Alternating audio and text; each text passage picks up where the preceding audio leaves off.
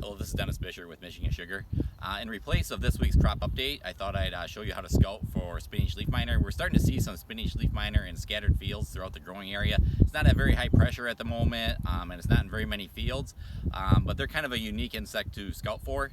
The adults come in and lay their eggs on the underside of the leaf.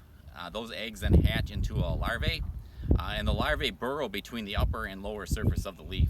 And they create tunnels and then some dead plant tissue. So they're really kind of difficult to scout for as eggs underneath the surface. They're hard to find. They're on the bottom side. You can't see it. You're generally going to see symptoms as the damaged tissue between the upper and lower leaf. So here we have a leaf that has some leaf miner feeding.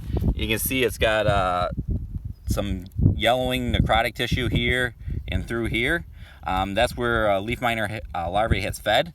Often I do is I start to rub that dead area, and you'll feel a bump, a raised surface, and that's usually where the larvae is. So it feels like there's one right there.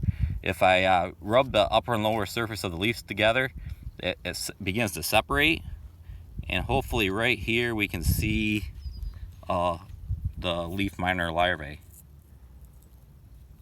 without me damaging it too much. Yes, right there. So that is the little guy right there that's actually doing the feeding between the upper and lower surfaces of the leaf. It's not uncommon to see multiple of those in one mine. You know, you could have multiple, but this one I only felt one.